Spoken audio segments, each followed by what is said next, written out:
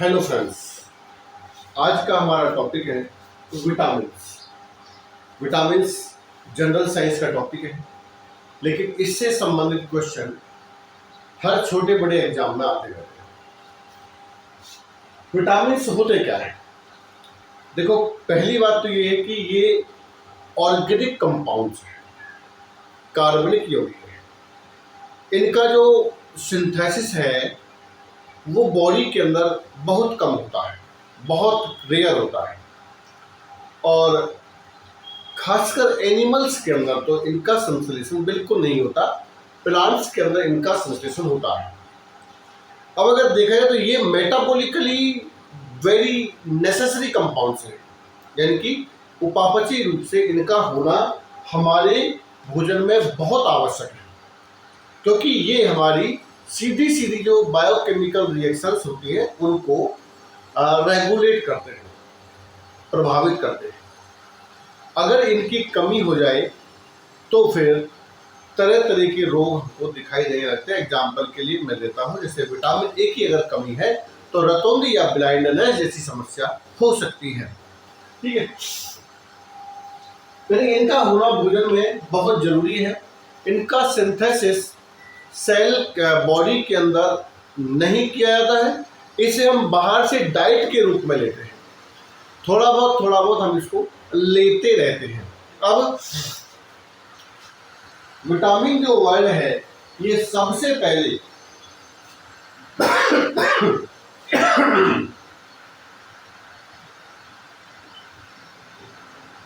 1912 में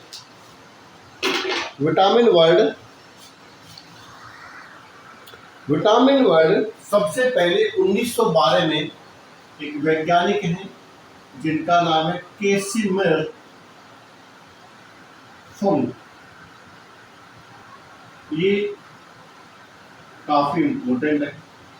कैसिमिर फुंक ने इस शब्द का गठन किया था, या ये शब्द सर्वप्रथम दिया था। ज्यादा हम इसकी गहराइयों में न जाएं तो सीधे सीधे अगर हम बात करें तो विटामिन 2 टाइप्स के होते हैं। विटामिन जो हैं वो 2 टाइप के हैं। कौन कौन से टाइप हैं? एक तो होते हैं जो फैट सॉल्युबल हैं, एक तो वो है जो फैट सॉल्युबल हैं, यानी कि वसा में घुल जाते हैं, फैट सॉल्युबल हैं। एक वो है जो वाटर सॉल्युबल है, यानी कि ये जल घुलनशील हैं और ये वसा घुलनशील हैं। तो जल घुलनशील और वसा घुलनशील, तो वसा घुलनशील के अंदर आते हैं vitamin A, vitamin D, vitamin E, vitamin K and cytochrome Q भी होता है। Vitamin A, vitamin D, vitamin E and vitamin K. और यहाँ पर होते हैं vitamin B and vitamin C. Vitamin A, ये क्वेश्चन बहुत इंपॉर्टेंट है। कई बार बहुत सारे एग्जाम्स में आता है कि कोई भी आपको क्वेश्चन दे सकता है कि निम्न में से फैट सॉल्युबल या वसा में घुलनशील विटामिन कौन सा है, तो ये 2 देगा। या ग्रुप पूछ सकता है भाई कौन सा ग्रुप फैट सॉल्युबल है, तो कोई से भी 2 दे सकता है आपको, उसमें से राइट या रॉन्ग आंसर पूछ सकता है। तो ये आपको याद होना चाहिए कि फैट सॉल्युबल है विटामिन ए, डी, ई, के एंड वाटर सॉल्युबल है बी एंड सी। अब जो फैट सॉल्युबल जो विटामिन हैं ये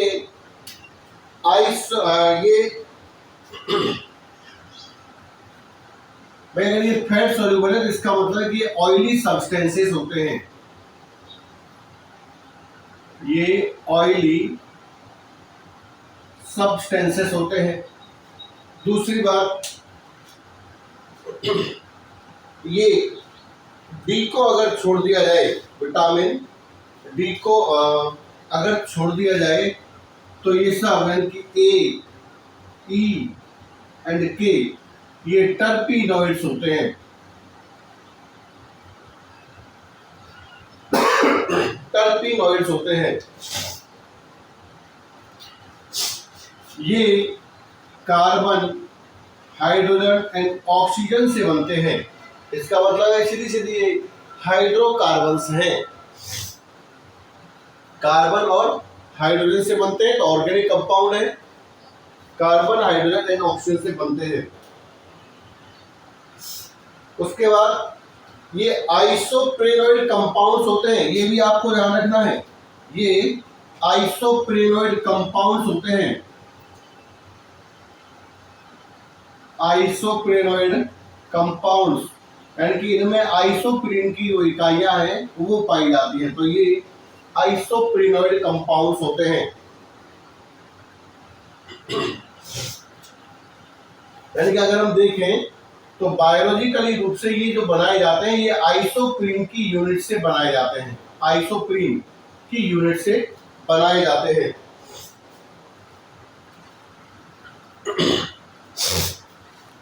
जो फैट सॉल्युबल विटामिन होते हैं ये स्टोरेबल हो सकते हैं, यानी कि ये विटामिन स्टोरेबल है और इनका स्टोरेज लीवर के अंदर होता है। लीवर के अंदर होता है।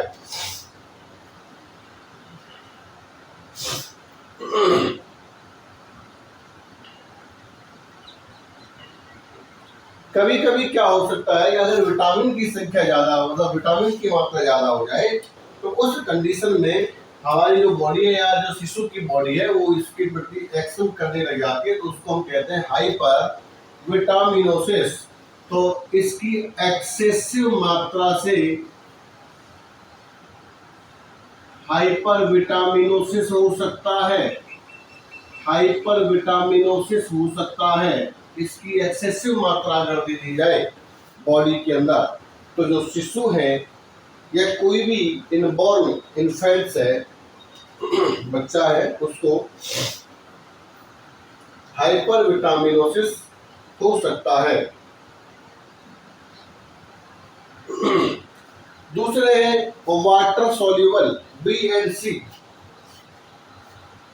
तो एक चीज ध्यान रखें आप कि जो विटामिन सी है, this is the king of vitamin.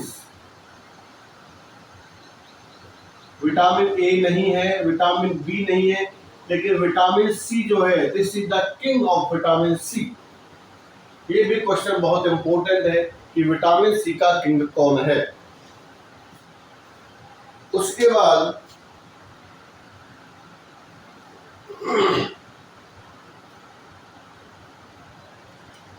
इनका जो निर्माण है वो कार्बन, हाइड्रोजन, ऑक्सीजन के साथ साथ नाइट्रोजन से भी होता है।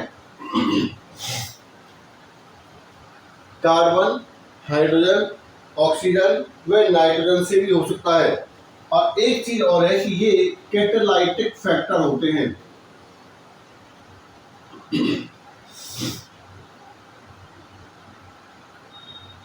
ये कैटालाइटिक फैक्टर्स हैं, इनके अंदर उत्प्रेरण की क्षमता होती है, अर्थात रिएक्शन को बढ़ाने और घटाने, इनकी जो उत्प्रेरक का काम होता है वो ये कर सकते हैं।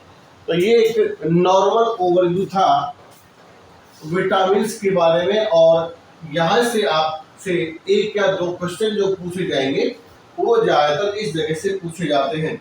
उसके अलावा अब हम पढ़ेंगे सेपरेट विटामिन्स के बारे में। तो हम यहाँ पहले बात करते हैं, स्क्रीनशॉट ले सकते हैं, फिर हम उसको मिटा देंगे।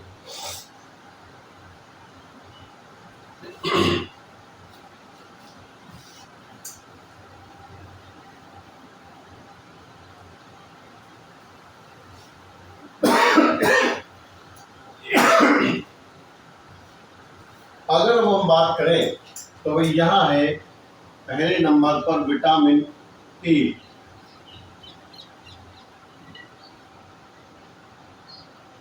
विटामिन ए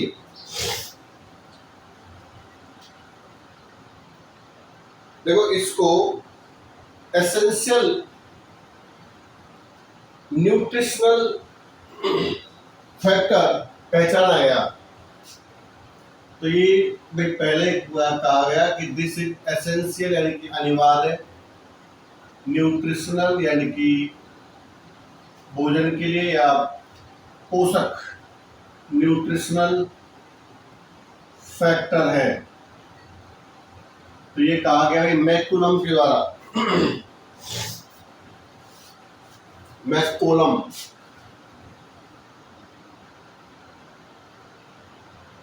उन्नीस 1915 में ये सबसे पहले इन्होंने इसको खोजा था। तो इन्होंने कहा था कि भाई ये आवश्यक पोषक तत्व है या पोषक कारक है, और इसे isolated from fish liver by Holmes 1917 में। तो देखो ये जो फिश लिवर है ना, ये इसका सबसे अच्छा स्रोत है। अगर किसी को विटामिन ए की कमी है तो उसे फिश लिवर का सेवन करना चाहिए। निश्चित रूप से उसके विटामिन ए की जो कमी है वो दूर हो जाती है। This is the fish liver.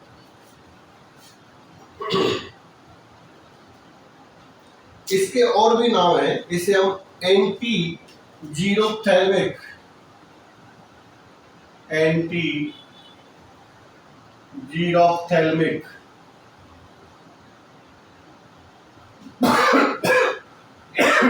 Factor भी कहते हैं। देखो जहां भी थैल्मिक, जीरोथैल्मिक का मतलब है विजन से संबंधित है, हमारी आंखों से संबंधित है। तो ये एंटी जीरोथैल्मिक फैक्टर है, इसे हम ब्राइट आइस भी कहते हैं।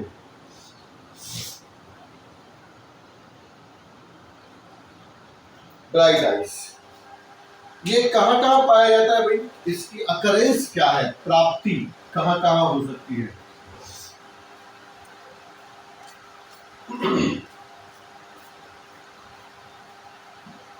अकरेंस देखो, लिवर्स ऑफ वेरियस फिशेज,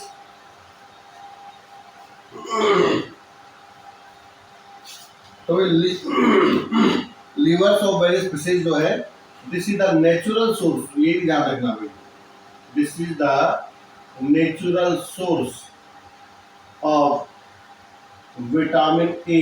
ये भी काफी इंपॉर्टेंट है कि नेचुरल सोर्स कौन सा है, विटामिन ए का। तो यहाँ पर हमारा जो आंसर है वो हो जाता है लिवर्स ऑफ फिशेज। उसके बाद जो पोलर बियर का लीवर है, पोलर बियर यानी कि जो ध्रुवीय भालू होता है, उसका लीवर भी यहाँ पर extremely extremely concentrated source of, यानी कि ये भी एक सोर्स होता है इसका विटामिन ए का, ये भी ध्यान रखना भाई। Liver of fishes and liver of polar bear, these are the sources of vitamin A।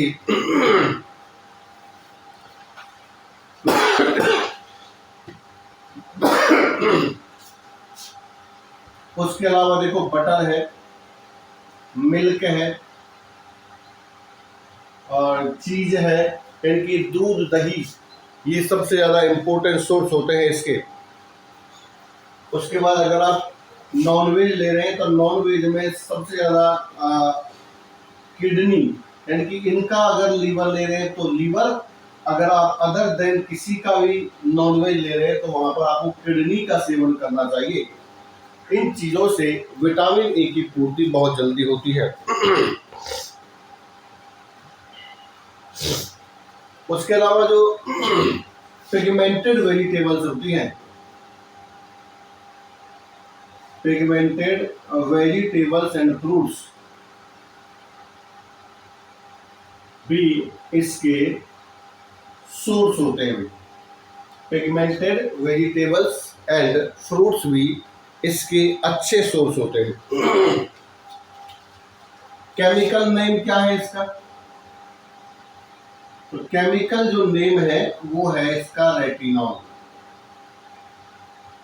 ये भी आपको याद रखना है, रेटिनॉल केमिकल नेम है, रेटिनॉल।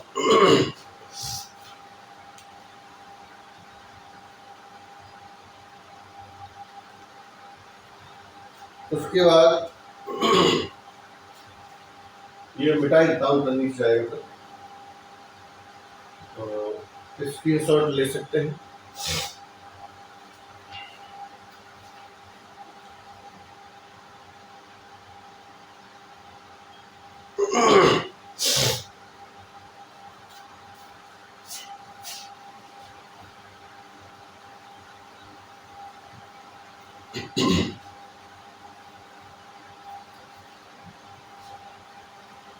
देखो भाई, इसका जो सिंथेसिस या स्ट्रक्चर कुछ भी लगाओ,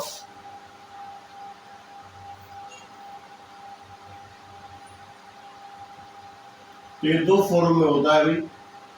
एक होता है विटामिन A1 एंड एक होता है विटामिन A2। ठीक, तो विटामिन ए जो है वो alpha, beta and gamma carotene के अंदर, और इसमें जो सबसे इंपॉर्टेंट है जो विटामिन डी का स्रोत है वो होता है बीटा कैरोटीन।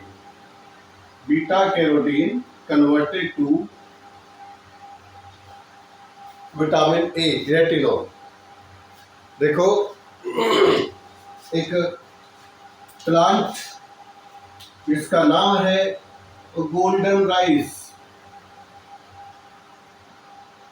इसका नीचे मैं उसमें आई मार्क लगा दूंगा, आई मार्क लगा हुआ है, वहां पर आप देख सकते हैं गोल्डन राइस को, कि गोल्डन राइस किस प्रकार से बीटा कैरोटीन से विटामिन ए का निर्माण करता है।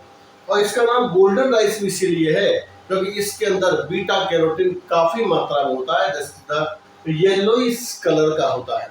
इसलिए जो ये चावल बनता है इसका रंग भी पीला यानी गोल्डन कलर का हो जाता है। तो इसमें बीटा कैरोटीन जो है वो सबसे इम्पोर्टेंट है। अब जो विटामिन ए है इसके फंक्शंस क्या क्या है, यानी किस किस में ये हेल्प करता है। फंक्शंस ये सबसे इंपॉर्टेंट होते हैं, इसमें फंक्शंस ज्यादा इंपॉर्टेंट होते हैं। तो क्या क्या काम करता है? तो सबसे पहली बात तो ये है कि मेंटेन करता है एपिथेलियल सेल की जो लाइनिंग है उसे।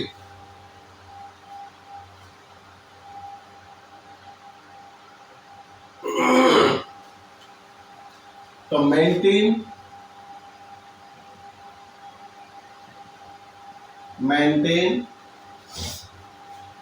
epithelial cells of the skin,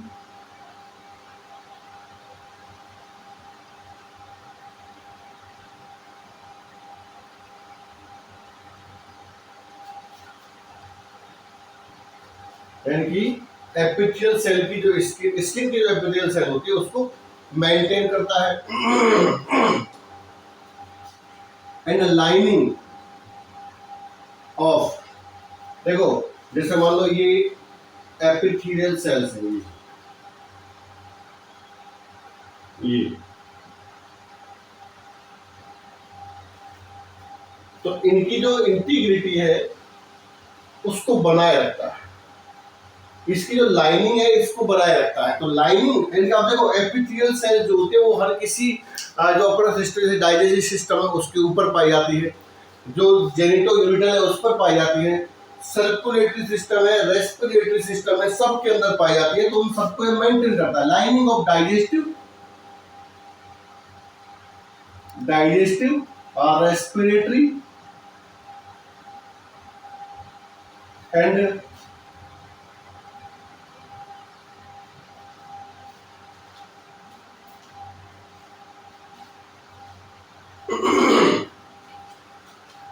and genito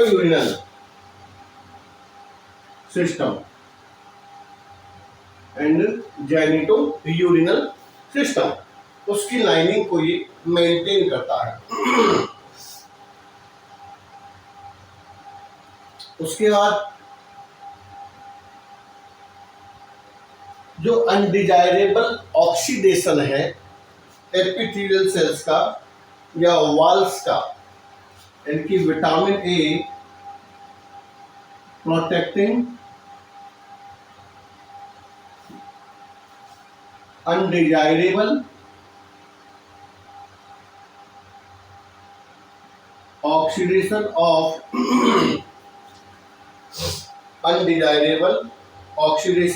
of cell walls, ये काफी इंपॉर्टेंट करेक्टर है इसका, undesirable oxidation of cell walls. या और तुलना के दूसरा है कि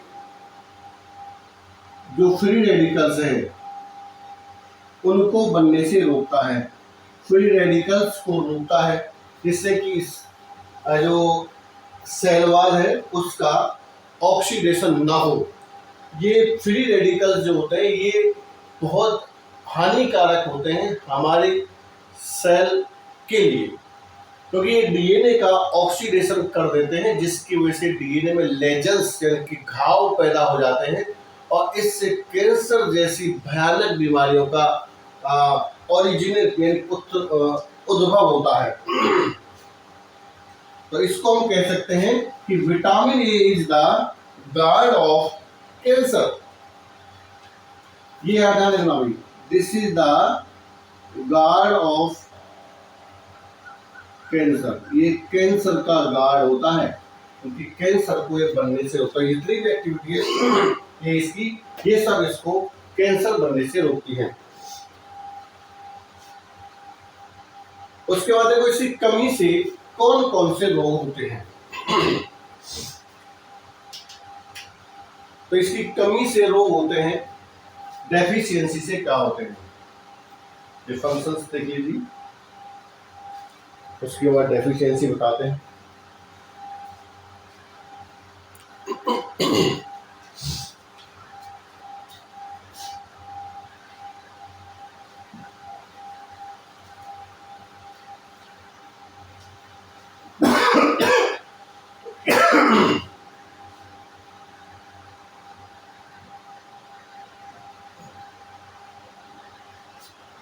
मतलब इसकी डेफिशिएंसी से मोस्टली 4 लक्षण देखने को मिलते हैं।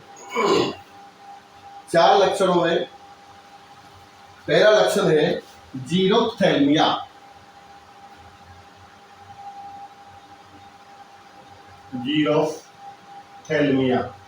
और ये जो लक्षण है ये आपको ऐसे कैसे याद करने हैं, ये एग्जाम में ऐसे कैसे आ सकते हैं। जीरोथैल्मिया, इससे क्या होता है, ये कौन सा क्या पैदा करता है। तो इससे वो scaly condition of the delicate membrane covering the eye, यानी कि सड़कों का निर्माण हो जाता है। Scaly condition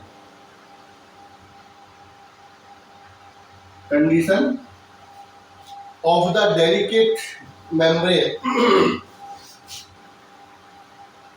of the delicate membrane covering the eye.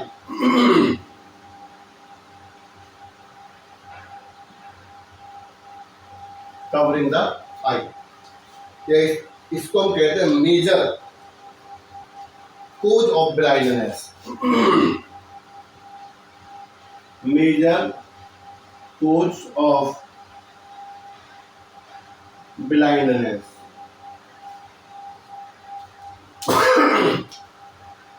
Second is keratomalacia।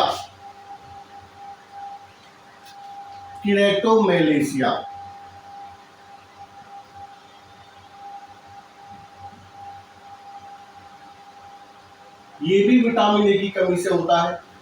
इसमें क्या है, सॉफ्टनिंग ऑफ कॉर्निया, कॉर्निया जो है वो सॉफ्ट हो जाता है। Softening of cornea, cornea soft हो जाता है। तीसरी कंडीशन है nyctalopia, nyctalopia,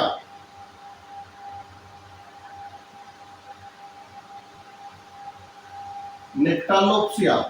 this is condition inability to see night, inability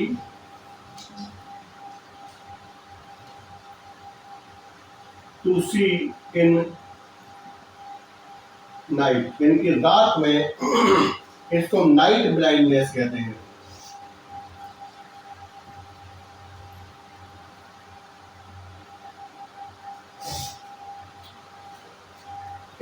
इसमें रात में देख नहीं सकता। निक्टा, निक्टा मतलब रात्रि होती है। उसके बाद एक है फ्राइनोडर्मा, चौथा है फ्राइनोडर्मा।